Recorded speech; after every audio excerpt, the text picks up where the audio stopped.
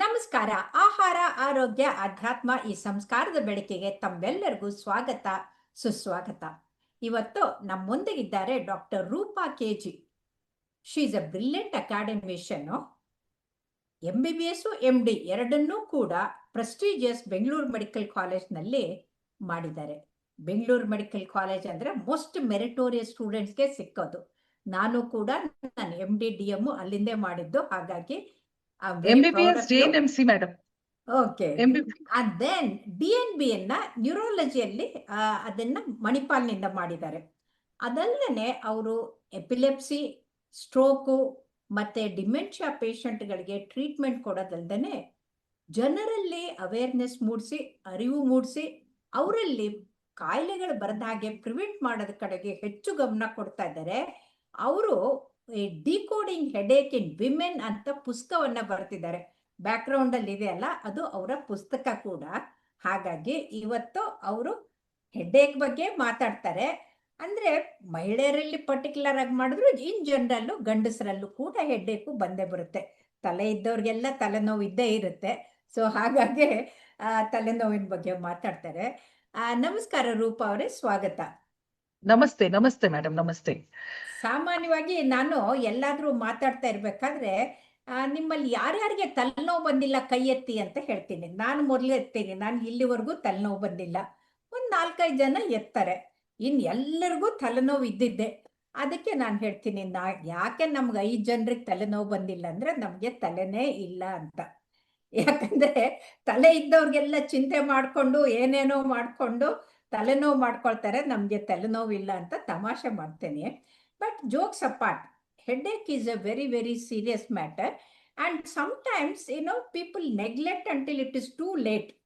ಅದು ಕೂಡ ಬ್ರೈನ್ ಅಲ್ಲಿ ಟ್ಯೂಮರ್ ಇದ್ದು ತಲೆನೋವು ಬಂದ್ರೆ ಕಷ್ಟ. ಹಾಗಾಗಿ ಈ ತಲೆನೋವು ಅಂದ್ರೆ ಏನು, ಯಾಕೆ ಬರುತ್ತೆ, ಹೆಣ್ಣು ಮಕ್ಕಳಿಗೂ ಮತ್ತೆ ಗಂಡು ಮಕ್ಕಳಿಗೂ ಏನಾದ್ರೂ ವ್ಯತ್ಯಾಸ ಇದೆನಾ, ದಯವಿಟ್ಟು ತಿಳಿಸಿ. ಎಲ್ಲರಿಗೂ ನಮಸ್ಕಾರ. ಸೊ ನನ್ನ ದಿನನಿತ್ಯದ OPD ಅನುಭವದಲ್ಲಿ ಎಷ್ಟೋ ಸರಿ ನೋಡ್ತಾ ಹೋದಾಗ ಈ ಎಷ್ಟು ಜನ ತಲೆನೋವಿಂದ ಬರ್ತಾರೆ ಅಂತ ನಾವು ಕಂಪೇರ್ ಮಾಡಿ ನೋಡಿದಾಗ ಜಾಸ್ತಿ ಹೆಣ್ಮಕ್ಳೇ ಆಗಿರೋದು. ಮತ್ತೆ ರೆಸ್ಪಾನ್ಸ್ ಟು ಟ್ರೀಟ್ಮೆಂಟ್ ಏನಾಗಿರುತ್ತೆ ಅಂತ ಹೇಳಿದ್ರೆ, ಸ್ವಲ್ಪ ಮಟ್ಟಿಗೆ ಈ ಗಂಡಸರಲ್ಲಿ ಬೇಗ ರೆಸ್ಪಾನ್ಸ್ ನೋಡಿತ್ತು. ಅದೇ ಹೆಣ್ಮಕ್ಳಲ್ಲಿ ಎಷ್ಟೋ ವಿಚಾರಗಳಿಂದ ಅದಂಗೆ ಕ್ರಾನಿಸಿಟಿಗೆ ಹೋಗೋದನ್ನ ನಾವು ಗಮನಿಸ್ತಾ ಹೋದೆ. ಸೊ ಇದನ್ನೆಲ್ಲ ಇಷ್ಟು ವರ್ಷದ ಅನುಭವದಲ್ಲಿ ನೋಡ್ತಾ ಒಂದ್ ವಿಚಾರ ಬಂತು, ಯಾಕೆ ಹೆಣ್ಮಕ್ಳಲ್ಲಿ ಇಷ್ಟೊಂದು ಕ್ರಾನಿಸಿಟಿ ಇರುತ್ತೆ, ಯಾಕೆ ಇವ್ರದ್ದು ತಲೆನೋವು ಮುಗಿಯೋದೇ ಇಲ್ಲ. ಅದು ತುಂಬಾ ಹಾಸ್ಯಾಸ್ಪದವಾಗಿ ಹೇಳೋದು ಉಂಟು. ಈ ಹೆಣ್ಮಕ್ಳ ತಲೆನೋವು ಮುಗಿಯೋದೇ ಇಲ್ಲ ಅನ್ನೋ ರೀತಿಯಲ್ಲಿ ಹಾಸ್ಯಾಸ್ಪದವಾಗಿ ಹೇಳೋ ಮಾತುಗಳು ಉಂಟು. So fine. ಈಗ ಇದ್ರ ಬಗ್ಗೆ ಯೋಚನೆ ಮಾಡ್ತಾ ಹೋದಾಗ ನನಗೆ ಗೊತ್ತಾಗಿದೆ ಏನಂತ ಹೇಳಿದ್ರೆ, ಅದು ನಾವು ಕೆಲವೊಂದು ಆರ್ಟಿಕಲ್ಸ್ ನಾವು ಸ್ಟಡಿ ಮಾಡ್ತಾ ಇರ್ತೀವಿ, ಕೆಲವೊಂದು ಕಂಪ್ಯಾರಿಟಿವ್ ಸ್ಟಡೀಸ್ ಕೂಡ ಮಾಡ್ತಾ ಇರ್ತೀವಿ. ಅದ್ರಲ್ಲಿ ನೋಡಿದಾಗ so over all world wide 15 to 25% global burden ಹೆಡ್ಏಕ್ದು ಅಷ್ಟಿದೆ. ಅದರಲ್ಲೂ ಕೂಡ ಈ ಪ್ರೈಮರಿ ಹೆಡ್ಏಕ್ಸ್ ಅಲ್ಲಿ ಮೈಗ್ರೇನ್ ಹೆಡ್ಏಕ್ ಮತ್ತೆ tension type of headache which is more common in women. So ಈ ವಿಚಾರ ನೋಡ್ಕೊಂಡಾಗ ಯಾಕೆ why it is more common, why migraine is more common in women ಅಂತ ಹುಡುಕ್ತಾ ಹೋದಾಗ ಎಷ್ಟೋ ಸ್ಟೇಜಸ್ ಅಲ್ಲಿ, ಲೈಫ್ ಸ್ಟೇಜಸ್ ಬರ್ತಾ ಹೋಗುತ್ತೆ ಹೆಣ್ಮಕ್ಳಲ್ಲಿ. It is not the same. ಒಂದು ಮೆನಾರ್ಕಿ ಆಗತ್ತೆ, ಅಲ್ಲಿ ಹಾರ್ಮೋನಲ್ ವ್ಯತ್ಯಾಸ ಆಗ್ತಾ ಹೋಗುತ್ತೆ. ಮತ್ತೆ ಮಹಿಳೆ ಇನ್ನೊಂದ್ ಸ್ವಲ್ಪ ಬೆಳಿತಾ ಹೋದಾಗೂ ಅವ್ರಿಗೂ ಕೂಡ ಈಕ್ವಲ್ ಚಾಲೆಂಜಸ್ ಇದೆ. ನಾಟ್ ಜಸ್ಟ್ ಮುಂಚೆಲಿ ಏನಾಗ್ತಿತ್ತು, ಬರೀ ಮದುವೆ ಆಗೋದು, ಮಕ್ಕಳು ಮಾಡೋದು ಅಷ್ಟೇ, ಮನೆ ಸಂಭಾಯಿಸ್ಕೊಂಡು ಹೋಗೋದು ಇರ್ತಾ ಇತ್ತು. ಬಟ್ ಈಗ ಎಕ್ಸ್ಟ್ರಾ ಚಾಲೆಂಜಸ್ ಬರ್ತಾ ಇದೆ. ಒಂದು, ದೇರ್ ಈಕ್ವಲಿ ಕಾಂಪಿಟೆಂಟ್. ಇವನ್ ಒಂದು ಕೆಲಸದ ಜಾಗದಲ್ಲಾಗ್ಲಿ ಅವ್ರ ಡಿಮಾಂಡ್ ಅಷ್ಟೇ ಇದೆ. ಇವನ್ ಮನೆ ಸಂಸಾರ ನಡೆಸೋದ್ರಲ್ಲಾಗಿ ಅವ್ರ ಡಿಮಾಂಡ್ ಅಷ್ಟೇ ಇದೆ. ಸೊ ಎರಡನ್ನೂ ನಿಭಾಯಿಸುವಾಗ ಎಲ್ಲೋ ಒಂದ್ ಕಡೆ ಮನುಷ್ಯರಾಗಿರೋದ್ರಿಂದ ಹೆಚ್ಚಿನ ಪ್ರಮಾಣದಲ್ಲಿ ಹೆಡ್ಡೇಕ್ ಅನುಭವಿಸೋದು ಹೆಣ್ಮಕ್ಳು ಕಾಮನ್. ಸ್ಟ್ರೆಸ್ ಮಾಡ್ಕೊಳ್ತಾರೆ, ಯಾಕಂದ್ರೆ ಅವ್ರಿಗೆ ಒತ್ತಡ ಜಾಸ್ತಿ ಇರುತ್ತೆ. ಸೊ ಇದೆಲ್ಲ ನೋಡ್ತಾ ಹೋದಾಗ ಅವ್ರ ಹಿಸ್ಟ್ರಿ ತಗೊಳ್ಳೋದು ಅಷ್ಟೇ ಇಂಪಾರ್ಟೆಂಟ್ ಆಗಿರುತ್ತೆ. ಸೊ ಫಾರ್ ಎಕ್ಸಾಂಪಲ್ ಮೆನಾರ್ಕಿ ಆದ್ಮೇಲೆ ಈ ಡಿಫ್ರೆನ್ಸ್ ಶುರುವಾಗೋದು. ಅಲ್ಲಿ ತನಕನೂ ಈ ಮಕ್ಕಳಲ್ಲಿ, ಗಂಡ್ ಮಕ್ಳಲ್ಲಿ ಹೆಣ್ಮಕ್ಳಲ್ಲಿ ಸೇಮ್ ಇರುತ್ತೆ ಹೆಡ್ಡೇಕ್ ಬರೋದು ವಿಚಾರ. ಈವನ್ ಪೀಡಿಯಾಟ್ರಿಕ್ ಮೈಗ್ರೇನ್ಸ್ ಕೂಡ ನೋಡ್ತೀವಿ ನಾವು. ಸೊ ಮೆನಾರ್ಕಿ ಆದ್ಮೇಲೆ ಏನಾಗುತ್ತೆ, ಹಾರ್ಮೋನಲ್ ವ್ಯತ್ಯಾಸಗಳಾಗ್ತಾ ಹೋಗುತ್ತೆ, ಈಸ್ಟ್ರೋಜನ್ ಲೆವೆಲ್ಸ್ ಫ್ಲಕ್ಚುಯೇಷನ್ಸ್ ಆಗ್ತಾ ಹೋಗುತ್ತೆ. ಡ್ಯೂರಿಂಗ್ ದ ಮೆನ್ಸ್ಟ್ರಲ್ ಸೈಕಲ್ಸ್ ಏನಾಗುತ್ತೆ, it is not the level of the estrogen, it is always the fluctuation in the estrogen which triggers the headache. So ಈ menstrual cycle time ಅಲ್ಲಿ ಬಂದಾಗ ಏನಾಗುತ್ತೆ, sudden changes in the oestrogen levels ಆದಾಗ ಆ time ಅಲ್ಲಿ headache ಜಾಸ್ತಿ ಆಗ್ತಾ ಹೋಗುತ್ತೆ. We call it as menstrual migraine. So ಆವಾಗ ಅವರಿಗೆ ಪ್ರತಿನಿತ್ಯ ಕೊಡೋ ಅವಶ್ಯಕತೆ ಏನಿರಲ್ಲ. ಆ ಮೂಮೆಂಟ್ ಅಲ್ಲಿ ಮಾತ್ರ ಒಂದು 2-3 ಡೇಸ್ ಅಥವಾ 3-4 ಡೇಸ್ ಆ ಪೀರಿಯಡ್ಸ್ ಅಲ್ಲಿ ಟ್ರೀಟ್ಮೆಂಟ್ ಕೊಟ್ರೆ ಸಾಕು. ಕೆಲವೊಂದು ಪ್ರಿಕಾಷನ್ಸ್ ಎಕ್ಸ್ಟ್ರಾ, ಸ್ವಲ್ಪ ಹೈಡ್ರೇಷನ್ ತಗೊಂಡ್ ಮಾಡಿ, ನಿದ್ರೆ ಚೆನ್ನಾಗಿ ಮಾಡಿ, ಸ್ವಲ್ಪ ಟ್ರಿಗರ್ಸ್ ನೆಲ್ಲ ಅವಾಯ್ಡ್ ಮಾಡಿ ಅಂತ ಹೇಳಿ ಅವ್ರಿಗೆ ಅದನ್ನ ಸಂಭಾಯಿಸಬಹುದು. But after this stage what comes is during the adulthood, ಅವ್ರ ಕೆಲಸದ ಜಾಗದಲ್ಲಿ ಕಾಂಪಿಟೆನ್ಸಿ ಎಲ್ಲಾದ್ರೂ ಬಂದಾಗ ಅವಾಗ್ಲೂ ಕೂಡ ಎರಡೂ ಕಡೆಯಿಂದ ಅವ್ರಿಗೆ ಒತ್ತಡ ಇರುತ್ತೆ. ಅಲ್ಲೂ ಕೂಡ ಅವ್ರಿಗೆ ನಿಭಾಯಿಸೋದಕ್ಕೆ ಒತ್ತಡ ಇರೋದ್ರಿಂದನೂ ಸ್ಟ್ರೆಸ್ ಫ್ಯಾಕ್ಟರ್ಸ್ ಜಾಸ್ತಿ ಆಗ್ತಿರುತ್ತೆ. ಮತ್ತೆ ಕೆಲವೊಂದು ಮಿಡಲ್ ಕ್ಲಾಸ್ ಅಥವಾ ಲೋಯರ್ ಮಿಡಲ್ ಕ್ಲಾಸ್ ಫ್ಯಾಮಿಲೀಸ್ ಅಲ್ಲಿ ಏನಾಗಿರುತ್ತೆ ಅಂದ್ರೆ, women head Ek is taken in as a last portions. ಮನೇಲೆಲ್ಲ ಮುಗ್ದಾದ್ಮೇಲೆ, ಮನೆದೆಲ್ಲ ಕೆಲಸ ಜವಾಬ್ದಾರಿಗಳು ಮುಗ್ದಾದ್ಮೇಲೆ ಅವ್ರು ನೆಕ್ಸ್ಟ್ ಯೋಚನೆ ಮಾಡೋದು. ಸೊ ಹಂಗಾಗಿ ಏನಾಗಿರುತ್ತೆ, ಎಷ್ಟೋ ಮೈಲ್ಡ್ ಹೆಡ್ ಏಕ್ ಆಗಿ ಶುರುವಾಗಿದ್ದು ಕ್ರಾನಿಸಿಟಿ ಬರೋ ತನಕ ಅದು ತುಂಬಾ ತೀವ್ರ ಆಗಿ ಎಲ್ಲೋ ಒಂದ್ ಕಡೆ ಅವ್ರು ಡಿಸೇಬಲ್ ಮಾಡಿದಾಗ ಮಾತ್ರ ಅವರು ಆಸ್ಪತ್ರೆಗೆ ಬರೋದು ಸಹಜ, OPD ಬರೋದು, ಡಾಕ್ಟರ್ ಹತ್ರ ಬರೋದು ಸಹಜ. ಸೊ ಹಿಂಗಾಗಿ chronicity more common in women ಒಂದು. ಸೊ ಥರ್ಡ್ ಥಿಂಗ್, ಡಿಪೆಂಡೆನ್ಸಿ ಒಂದು ಇರುತ್ತೆ. ಈಗೆಲ್ಲ ಮೊದಲೆಲ್ಲ ಡಿಪೆಂಡೆನ್ಸಿ ಆಗ್ತಿತ್ತು, women dependent on men at home.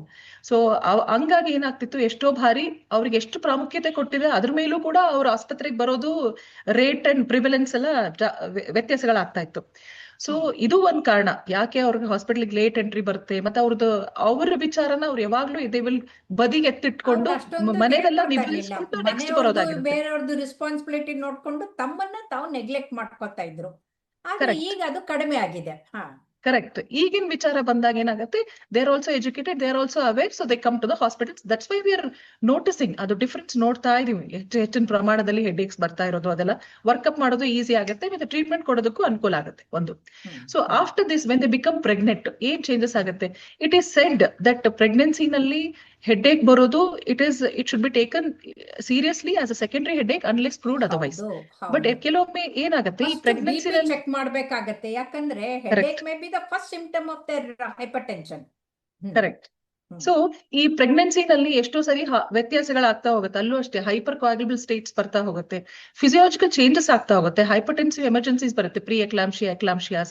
So ಆ ಸೆಕೆಂಡರಿ ಕಾಸಸ್ ನ we should keep in mind and it needs a serious workup. ಅವಾಗ ವರ್ಕಪ್ ಮಾಡ್ಲೇಬೇಕಾಗತ್ತೆ. ಜಸ್ಟ್ ಇದನ್ನ ಮೈಗ್ರೇನ್ ಅನ್ಕೊಂಡು ಮಾತ್ರೆ ಕೊಡಕ್ ಬರೋದಿಲ್ಲ. ಬಟ್ ಇನ್ನೊಂದು ಒಳ್ಳೆ ವಿಚಾರ ಏನಂದ್ರೆ, by second and third trimester ಅಲ್ಲಿ ಮೈಗ್ರೇನ್ ಪ್ರಮಾಣ ಕಡಿಮೆ ಆಗ್ತಾ ಹೋಗುತ್ತೆ ಈ ಪ್ರೆಗ್ನೆನ್ಸಿನಲ್ಲಿ. It is a protective effect pregnancy. But ಅದೇ next stage what comes is soon after the delivery ಮತ್ತೆ ಫ್ಲಕ್ಚುಯೇಷನ್ಸ್ ಆಗುತ್ತೆ, ಈಸ್ಟ್ರೋಜನ್ ಫ್ಲಕ್ಚುಯೇಷನ್ಸ್ ಆಗಿ then again they start up with symptoms of migraine.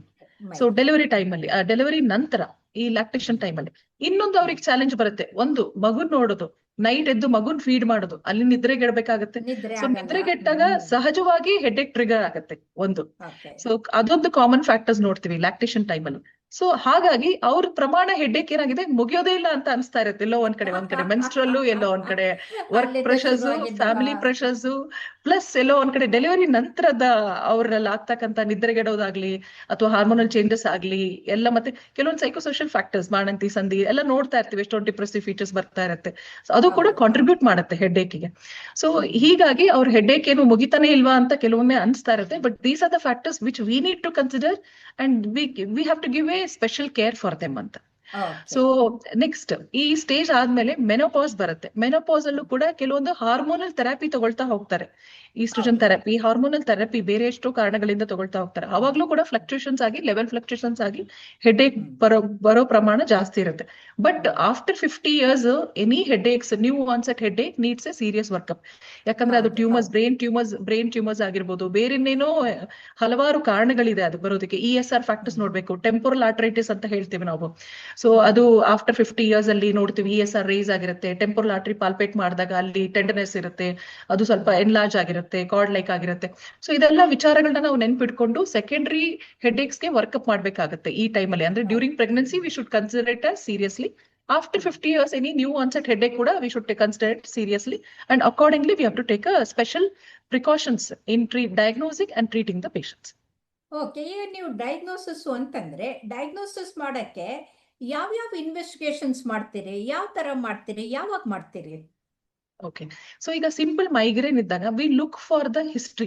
V always take a good history ಅಲ್ಲೇ ನಮ್ಗೆ 90% solve ಆಗ್ಬಿಡುತ್ತೆ. So typical migraine ಹೇಗಿರುತ್ತೆ? So ಒಂದು moderate to severe symptoms ಇರುತ್ತೆ. Unilateral history and examination I am tasking, what are the investigations you get it done ಅಂತ.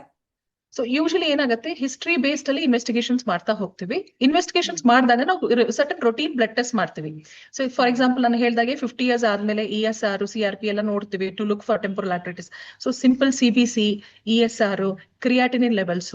So ಯಾಕಂದ್ರೆ secondary hypertensions ಇಂದನೂ headache ಬರ್ತಾ ಇರ್ಬೋದು, ರೀನಲ್ ರಿಲೇಟೆಡ್ ರೀನೋವಾಸ್ಕುಲರ್ ಹೈಪರ್ಟೆನ್ಷನ್ಸ್ ಎಲ್ಲ ಆಗ್ತಿರ್ಬೋದು. So kidney factors. So we will look for other routine investigations. ಕೆಲವೊಮ್ಮೆ ಏನಾಗುತ್ತೆ, ನಾವು EEGನೂ ಮಾಡ್ಬೇಕಾಗಿ ಬರುತ್ತೆ. ಕಾನ್ಸ್ಟೆಂಟ್ ಹೆಡ್ಡೇಕ್ ಇದ್ದಾಗ ಏನಾಗುತ್ತೆ, ಎಪಿಲೆಪ್ಸಿ ಕೂಡ there are certain migraine with aura ಅಂತ ನಾವೇನ್ ಹೇಳ್ತೀವೋ ಅಲ್ಲಿ ಕೂಡ, ಅಥವಾ ಮೈಗ್ರಾಲೆಪ್ಸಿ ಅಂತ ಹೇಳ್ತೇವೆ, ಅಲ್ಲಿ ಏನಾಗಿರುತ್ತೆ ಅಂದ್ರೆ ಆರಾ ಫೀಚರ್ಸ್ ಜಾಸ್ತಿ ಇರುತ್ತೆ. ಅಂದ್ರೆ ಕೆಲವೊಮ್ಮೆ ಒಂದೇ ಸೈಡ್ ಕೈ ಜುಮ್ ಅನ್ನೋದು, ವಿಷುವಲ್ ಡಿಸ್ಟರ್ಬೆನ್ಸಸ್ ಆಗೋದು, ಇದೆಲ್ಲ EEG ಮಾಡಿ ನೋಡಿದಾಗ ಕೂಡ ಸ್ವಲ್ಪ ಎಪಿಲೆಪ್ಟಿಕ್ ಡಿಸ್ಚಾರ್ಜಸ್ ಇರುತ್ತೆ. ಅವರಿಗೆ ಸ್ವಲ್ಪ ಸ್ಪೆಷಲ್, ಸ್ವಲ್ಪ ಡಿಫ್ರೆಂಟ್ ಆಗಿ ಟ್ರೀಟ್ಮೆಂಟ್ ಕೊಡ್ಬೇಕಾಗುತ್ತೆ. ಆಂಟಿ ಎಪಿಲೆಪ್ಟಿಕ್ಸ್ ನ ಸ್ವಲ್ಪ ಜಾಸ್ತಿ ಮಾಡ್ಬೇಕಾಗುತ್ತೆ to control both, which can control headache, which can control anti epileptics. So EEG ಮಾಡ್ತೀವಿ, ಬ್ಲಡ್ ಟೆಸ್ಟ್ ಮಾಡ್ತೀವಿ, EEG ಮಾಡ್ತೀವಿ. We do that MRI brain, CT or MRI brain. MRI brain ಅಲ್ಲಿ ಕೆಲವೊಂದು ಲೋಕಲೈಸಿಂಗ್ ಫ್ಯಾಕ್ಟರ್ಸ್ ಏನಾದ್ರು ಇದೆಯಾ, ಅಥವಾ ಟ್ಯೂಮರ್ಸ್ ಇದೆಯಾ, ಸ್ಟ್ರೋಕ್ ಇದೆಯಾ, ಟ್ಯೂಮರ್ ಇದೆಯಾ, ಡಿಮಾಲಿಟಿಂಗ್ ಲೀಷನ್ಸ್ ಇದೆಯಾ, ಅದೆಲ್ಲ ಗೊತ್ತಾಗ್ತಾ ಹೋಗುತ್ತೆ. ನ್ಯೂರೋಸೊನಾಲಜಿ ಮಾಡಿ ಟೆಂಪೊರಲ್ ಆರ್ಟರಿಟಿಸ್ ಇದ್ದಾಗ ಟೆಂಪೊರಲ್ ಆರ್ಟರಿ ಎನ್ಲಾರ್ಜ್ ಆಗಿದೆಯಾ ಅದನ್ನು ನೋಡ್ತಾ ಹೋಗ್ತೇವೆ. ಸೊ ಇದ್ರ ನಂತರ ಇನ್ನೊಂದು ಏನಂತ ಹೇಳಿದ್ರೆ, MR ವೀನೋಗ್ರಾಮ್ಸ್ ಯಾವಾಗ ಮಾಡ್ಬೇಕಾಗಿ ಬರುತ್ತೆ ಅಂತ ಹೇಳಿದ್ರೆ, when we are suspecting it. So in ತರ ರೆಡ್ ಫ್ಲಾಗ್ಸ್. ಸೊ ಸಡನ್ ಆಗಿ ಹೆಡ್ಡೇಕ್ ಜಾಸ್ತಿ ಆಗಿ, ಸೀಜರ್ಸ್ ಆಗಿ, ಆಲ್ಟರ್ ಸೆನ್ಸೋರಿಯಂ ಆಗಿ, ವಿಷುವಲ್ ಬ್ಲರಿಂಗ್ ಆಗಿ, ಈ ತರ ಏನಾದ್ರು ಆದ್ರೆ ಅದು ರಿಸ್ಕ್ ಫ್ಯಾಕ್ಟರ್ಸ್. ಲೈಕ್ ಪ್ರೆಗ್ನೆನ್ಸಿನಲ್ಲಿ ಈ ತರ ಆದಾಗ will do MR venograms. Even in suspected case of malignancy, ಈಗ ಕ್ಯಾನ್ಸರ್ ಇರೋ ಪೇಷಂಟ್ಸ್ ಅಲ್ಲೂ ಕೂಡ ಈಗ ಹೈಪರ್ ಕಾಗ್ನಿಟಿವ್ ಸ್ಟೇಟ್ಸ್ ಇರುತ್ತೆ, ಅವ್ರಿಗೂ ಕೂಡ ಕ್ಲಾಟ್ ಆಗೋ ಚಾನ್ಸಸ್ ಇರುತ್ತೆ, CVT ಆಗೋ ಚಾನ್ಸಸ್ ಇರುತ್ತೆ, ಸೊ ಅಥವಾ ಸ್ಟ್ರೋಕ್ ಬರೋ ಚಾನ್ಸಸ್ ಇರುತ್ತೆ. ಸೊ ಅಂತ ಟೈಮಲ್ಲಿ MR ಏಂಜಿಯೋಗ್ರಫಿ ಅಥವಾ MRI ವೀನೋಗ್ರಾಮ್ ಬೇಕಾ ಅಂತ ಅದ್ರ ತಕ್ಕನಾಗೆ ನಾವು ಇನ್ವೆಸ್ಟಿಗೇಷನ್ಸ್ ಮಾಡ್ತಾ ಹೋಗ್ತೀವಿ. ರೂಪಾ ಅವರೇ, ಒಂದಂತಂದ್ರೆ ನಾವು ಯೂಶುವಲಿ ಪ್ರೆಗ್ನೆಂಟ್ ಆದಾಗ ಎಕ್ಸ್ರೇನ ಅವಾಯ್ಡ್ ಮಾಡ್ತೀವಿ. ಈ MRI CT ಸೇಫ್ ಆಗಿರುತ್ತಾ ಪ್ರೆಗ್ನೆಂಟ್ ಲೇಡೀಸ್ ಅಲ್ಲಿ? So MRI is safe, not CT scan. So CT we usually avoid in a pregnancy ನಲ್ಲಿ. So in them we prefer MRI brain. And MRI brain ನಮ್ಗೆ ಚೆನ್ನಾಗಿ informations, ತುಂಬಾನೇ ಒಳ್ಳೆ informations ಕೊಡುತ್ತೆ. MR ವೀನೋಗ್ರಾಮ್ಸ್ excess ಎಲ್ಲ details ನಮಗೆ ಸಿಕ್ಬಿಡುತ್ತೆ. ಈಗ ನೀವು ಡಯಾಗ್ನೋಸಿಸ್ ಮಾಡಿದ್ರೆ ಟ್ರೀಟ್ಮೆಂಟ್ ಆಪ್ಷನ್ಸ್ ಏನೇನಿದೆ? ಒಂದು, ಎಲ್ಲರೂ ಆಸ್ಪ್ರಿನ್ ಟ್ಯಾಬ್ಲೆಟ್ ತಾವೇ ತಗೊಳ್ತಾರೆ, ಅಂದ್ರೆ ಡಾಕ್ಟರ್ ಕೇಳ್ದೇನೆ ಅಂಗಡಿಗೆ ಹೋಗ್ಬಿಟ್ಟು ತಗೊಳ್ತಾರೆ. ಆದ್ರೆ ಆ ತರ ತಗೊಳ್ಳೋದ್ರ ಬದಲು ಅವರು ನಿಮ್ಮ ಹತ್ರ ಬಂದು ಟ್ರೀಟ್ಮೆಂಟ್ ತಗೊಳ್ಳೋದು ವಾಸಿ. ಹಾಗಾಗಿ ಯಾವ ತರ ಟ್ರೀಟ್ಮೆಂಟ್ ಕೊಡ್ತೀರಿ? ಸೊ ಈಗ ಅಪಾರ್ಟ್ ಫ್ರಮ್ ಅನಾಲ್ಜೆಸಿಕ್ಸ್, ಈಗ ಎಷ್ಟೋ ಸರಿ ಏನಾಗಿರ್ತಾರೆ, ನಾನು ಹೇಳ್ದಾಗೆ ಹೆಣ್ಮಕ್ಳು ಆಗ್ಲೇ ಸಾಕಷ್ಟು ತಾವೇ ತಗೊಂಡ್ಬಿಟ್ಟಿರ್ತಾರೆ ಆಸ್ಪತ್ರೆಗೆ ಬರೋಕ್ಕಿಂತ ಮುಂಚೆನೆ. ಅವ್ರಿಗೆ ಗೊತ್ತಾಗ್ಬಿಟ್ಟಿರುತ್ತೆ, ಒಂದು ಪ್ಯಾರಾಸ್ಟಮಾಲ್, ಆಸ್ಟಮೋಫಿನ್ ಗೊತ್ತಾಗ್ಬಿಟ್ಟಿರುತ್ತೆ. ಒಂದ್ಸರಿ ಯಾರು ಕೊಟ್ಟಿರ್ತಾರೆ ಅನ್ಕೊಳ್ಳಿ, ಪದೇ ಅದನ್ನ ತಗೊಂಡೇ ಮನೇಲಿ ಇರ್ತಾರೆ. So they come with medication over use headache ಎಷ್ಟೋ ಸಾರಿ ನಾವು ನೋಡಿದಾಗೆ. ಸೊ ಇದನ್ನ ಪ್ರಿವೆಂಟ್ ಮಾಡೋದು ನಮ್ಗೆ ಅಷ್ಟೇ ಮುಖ್ಯ ಆಗಿರುತ್ತೆ. ಅದಕ್ಕೆ ನಾವು ಯಾವಾಗ್ಲೂ ಅಷ್ಟೇ simple acute headache, migraine headache ನ ಆದಷ್ಟು ಬೇಗ ಪ್ರಾಮುಖ್ಯತೆ ಕೊಟ್ಬಿಟ್ಟು ಟ್ರೀಟ್ಮೆಂಟ್ ಕೊಡ್ತಾ ಹೋಗ್ತೀವಿ. So there are lot many options ಇದಕ್ಕೆ ಕೊಡೋದಕ್ಕೆ. ಒಂದೇನಂತ ಹೇಳಿದ್ರೆ, so we can actually start with naprosyn, simple naprosyn with combination, domperidone combinations ಅಲ್ಲಿ ಕೊಡ್ತೀವಿ, ನ್ಯಾಕ್ಸ್ಟಾಮ್ ಇದೆಲ್ಲ ಬರುತ್ತಲ್ಲ. ಸೊ ಇದ್ರಲ್ಲಿ ಕಾಂಬಿನೇಷನ್ಸ್ ಏನಾಗುತ್ತೆ, ಅಕ್ಯೂಟ್ ಹೆಡ್ಏಕ್ ಎಷ್ಟೋ ಸರಿ ಕಡಿಮೆ ಆಗ್ಬಿಡುತ್ತೆ. ನಾವ್ ಹೇಳ್ತೀವಿ ತಲೆನೋವು ಜಾಸ್ತಿ ಆದಾಗ ಈ ಮಾತ್ರೆ ತಗೊಂಡು 1-2 ತಾಸು ಮಲ್ಲಿಗೆ ಎದ್ಬಿಟ್ರೆ ಸಾಕು, ಸರಿ ಹೋಗುತ್ತೆ. ಟ್ರಿಗರ್ಸ್ ನೆಲ್ಲ ಅವಾಯ್ಡ್ ಮಾಡ್ಬೇಕಾಗುತ್ತೆ. Important factors, life style modifications ತುಂಬಾನೇ ಇಂಪಾರ್ಟೆಂಟ್. ಸಿಸ್ಟಮ್ ಮುಂದೆ ತುಂಬಾ ಕುತ್ಕೊಂಡಿರ್ತಾರೆ, ಲೈಟ್ ಆಗ್ತಾ ಇರುತ್ತೆ, ಗ್ಲೇರ್ ನ ಅವಾಯ್ಡ್ ಮಾಡ್ಬೇಕು ಸಿಸ್ಟಮ್ ಮುಂದೆ. ಸೊ ಗ್ಲೇರ್ ನ ಕಡಿಮೆ ಮಾಡ್ಬೇಕು. Mobile screen time, correct, screen time reduce ಮಾಡೋದು, ಮೊಬೈಲ್ ರೆಡ್ಯೂಸ್ ಮಾಡೋದು, ಮತ್ತೆ ಹಸಿವು ಇರಬಾರ್ದು. ಮತ್ತೆ ಎಷ್ಟೋ ಸರಿ fasting or skipping the meals can trigger the headaches. So ಅದು ಅಷ್ಟೇ ಮುಖ್ಯ ಆಗಿರುತ್ತೆ. ಮಾತ್ರೆ ಕೊಡೋದಲ್ದೇನೆ ಈ ಟ್ರಿಗರಿಂಗ್ ಫ್ಯಾಕ್ಟರ್ಸ್ ನ ರಿಕಗ್ನೈಸ್ ಮಾಡಿ ಟ್ರೀಟ್ಮೆಂಟ್ ಕೊಡೋದು ಮುಖ್ಯ ಆಗಿರುತ್ತೆ. ಸೊ ಬ್ರೇಕ್ಫಾಸ್ಟ್ ಸ್ಕಿಪ್ ಮಾಡ್ತಾ ಇರ್ತಾರೆ ಎಷ್ಟೋ ಸರಿ. ಆಫೀಸ್ಗೆ ಹೋಗ್ಬೇಕು, 9 ಗಂಟೆಗೆ ಆಫೀಸ್, ಟ್ರಾಫಿಕ್ ಇರುತ್ತೆ, ಟ್ರಾವೆಲ್ ಮಾಡ್ಬೇಕು, ಸ್ಕಿಪ್ ಮಾಡ್ತಾರೆ. So by the time they have breakfast it will be a brunch. So ಅವಾಗ್ಲೂ ಕೂಡ ಹೆಡ್ಏಕ್ ಟ್ರಿಗರ್ ಆಗ್ತಾ ಇರುತ್ತೆ, every day headache. So they should have a regular food habits, good hydration, physical activity, good sleep, maintaining sleep hygiene, everything matters apart from analgesics. Then apart from that, we have certain medications which we can use specifically. See, we have topiramate, we have valproate, sodium valproate, but adu fertile period alli it is preferably avoided. ಹೆಣ್ಮಕ್ಳಲ್ಲಿ, ಗಂಡ್ ಮಕ್ಳಲ್ಲಿ ಕೊಡ್ಬೋದು, ಹೆಣ್ಮಕ್ಳಲ್ಲಿ ಇದನ್ನ ನಾವು avoid ಮಾಡ್ತಾ ಹೋಗ್ತೀವಿ. So there are certain things it have a co existing depression factors ಏನಾದ್ರು ಇದ್ರೆ ಅವಾಗ ಅಮಿಟ್ರಿಪ್ಟಿಲಿನ್ಸ್ ಇವೆಲ್ಲ ಕೊಡ್ತಾ ಇರ್ತೇವೆ, ಅಥವಾ duloxetine, amitriptyline accordingly if they have some depressive features ಇದ್ದಾಗ ಕೊಡ್ತಾ ಹೋಗ್ತೀವಿ. So plus the best thing is beta blockers. Beta blockers ಇಂದ ಕಂಟ್ರೋಲ್ ಆಗೋದನ್ನ ಚೆನ್ನಾಗಿ ನೋಡಿದ್ವಿ. ಫ್ಲುನರಸಿನ್, ಬೀಟಾ ಬ್ಲಾಕರ್ಸ್ ಕಾಂಬಿನೇಷನ್ಸ್ ಕೊಟ್ಟಾಗ ಒಳ್ಳೆ ಕಂಟ್ರೋಲ್ ಬರುತ್ತೆ. ಸೊ ಇವೆಲ್ಲ Okay. ಮೆಡಿಕೇಶನ್ ಫ್ಯಾಕ್ಟರ್ಸ್ ನಾವು ಯೂಸ್ ಮಾಡೋದು. ಕೆಲವೊಮ್ಮೆ Okay. ಏನಾಗುತ್ತೆ, ಇದನ್ನ ಅಕ್ಯೂಟ್ ಟ್ರೀಟ್ಮೆಂಟ್ ಅಂತ ಬಂದಾಗ ಹೈಡ್ರೇಷನ್ ಜೊತೆಗೆ there are newer studies which says that we can give a nerve block, greater occipital nerve blocks ಕೊಡ್ಬೋದು. ಈಗ ಹೊಸದಾಗಿ ಹೇಳೋದು ಇದು trochlear nerve block, supraorbital ridge block, greater occipital nerve blocks ಕೊಟ್ಟು ಆ ತಕ್ಷಣ ಕಂಟ್ರೋಲ್ ಮಾಡಕ್ಕೆ ಕೊಡ್ತೀರಾ ಅಲ್ಲಿ? ಲೋಕಲ್ ಅನಸ್ತೇಸಿಯಾ, ಕರೆಕ್ಟ್, ಅದನ್ನ ಹೆಲ್ಪ್ ಆಗುತ್ತೆ. ಒಂದು ಮೆಟಕ್ಲೋಪ್ರೊಮೈಡ್ ಕೊಡ್ತೇವೆ, ಅದು it can also be given in pregnancy also. ತುಂಬಾ ಹೆಡ್ಏಕ್ ಜಾಸ್ತಿ ಆಗಿದೆ, ಅಕ್ಯೂಟ್ ಟ್ರೀಟ್ಮೆಂಟ್ ಬಂದಾಗ ವಿ ಕ್ಯಾನ್ ಗಿವ್ ಮೆಟಕ್ಲೋಪ್ರೊಮೈಡ್, ನಾವು ನೋಡ್ತಾ ಇರ್ತೀವಿ. ಆಮೇಲೆ ಇಷ್ಟಲ್ದೇನೆ ಕ್ಲೋರ್ಪ್ರೊಮಸಿನ್ ಅಂತ ಕೊಡ್ತೇವೆ ನಾವು ಅದನ್ನ, ಅದು ಸ್ಟೆಮೆಟಿಲ್ ಹಂಗೆಲ್ಲ ಸಿಗತ್ತಲ್ಲ, that is also useful for an acute management of migraine along with hydration. So ಇಷ್ಟಲ್ದೇನೆ, ಸೊ ಕೆಲವೊಮ್ಮೆ ಏನಾಗುತ್ತೆ, ಪ್ರಿವೆಂಟಿವ್ ಆಸ್ಪೆಕ್ಟ್ಸ್ ನ ನಾವು ನೋಡ್ತಾ ಹೋದಾಗ, who are those who needs a preventive treatment ಅಂದಾಗ, if they have a recurrent headaches ಆಗ್ತಾ ಇದೆ ಅಂತ ಹೇಳಿದಾಗ, ಮತ್ತೆ ಪದೇ ಪದೇ ಅಕ್ಯೂಟ್ ಟ್ರೀಟ್ಮೆಂಟ್ ತಗೊಳ್ತಾ ಇದ್ದಾರೆ ಅಂತ ಹೇಳಿದಾಗ, ಅವರಿಗೆ ಪ್ರಿವೆಂಟಿವ್ ಆಸ್ಪೆಕ್ಟ್ಸ್ ಕನ್ಸಿಡರ್ ಮಾಡಿ not just abortive, long term preventive ಕೊಡ್ಬೇಕಾಗತ್ತೆ. ಯಾವುದೇ ನಾವು ಆಂಟಿ ಮೈಗ್ರೇನ್ ಮೆಡಿಕೇಶನ್ ಶುರು ಮಾಡಿದಾಗ ಅಟ್ಲೀಸ್ಟ್ 6 months ಇಂದ 9 months ಬೇಕಾಗುತ್ತೆ ಗುಡ್ ರೆಸ್ಪಾನ್ಸ್ ನೋಡಕ್ಕೆ. ಸೊ ಅದನ್ನ ಅಷ್ಟು according to the requirements. For example fertile period ಅಲ್ಲಿ ಸೋಡಿಯಂ ವಾಲ್ಪ್ರೇಟ್ ಕೊಡಂಗಿಲ್ಲ. So what we can give? So we can give beta blockers, we can give flunarizine, we can give topiramate. There's so many other medications. There is also studies which shows that there is a riboflavin can be given along with magnesium. So ಈ ತರ titrate ಮಾಡಿ ಕೊಡ್ತಾ we will have a good control over the headaches. ತುಂಬಾ ತುಂಬಾ ಧನ್ಯವಾದಗಳು ರೂಪಾ ಅವರೇ. ಎಷ್ಟೊಂದು detail ಆಗಿ ಎಷ್ಟೊಂದು ಹೇಳಿದ್ರೆ. ಸಾಮಾನ್ಯವಾಗಿ ಒಂದು ಕಾನ್ಸ್ಟಿಪೇಷನ್ ಬರ್ದಾಗ ನೋಡ್ಕೋಬೇಕು, 2 ನಿದ್ರೆ ಚೆನ್ನಾಗಿ ಮಾಡ್ಬೇಕು, 3 ಕನ್ನಡಕ ಇದ್ರೆ ಟೆಸ್ಟ್ ಮಾಡಿಸ್ಕೊಂಡು ಕನ್ನಡಕ ಹಾಕೋಬೇಕು, 4 ಸೈನೋಸೈಟಿಸ್ ಇದ್ರೆ ಅದನ್ನ ಕ್ಲೀನ್ ಮಾಡ್ಕೊಂಡು ಅದನ್ನ ಟೆಸ್ಟ್ ಮಾಡ್ಕೊಳ್ಬೇಕು. 5ನೇದು ಬಹಳ ಮುಖ್ಯ ಅಂತಂದ್ರೆ, ಚಿಂತೆ ಯಾಕೆ ಮಾಡುವೆ ಚಿನ್ಮಯನಿದ್ದಾನೆ ಅಂತ, ಚಿಂತೆ ಇಲ್ದೇನೆ ಬದುಕೋದನ್ನ ನಗನಗತ ಕಲಿಬೇಕು. ಹಾಗಾಗಿ ತುಂಬಾ ತುಂಬಾ ಧನ್ಯವಾದಗಳು. ನಮಸ್ಕಾರ. ನಮಸ್ತೆ ಮೇಡಮ್. ನಮಸ್ತೆ.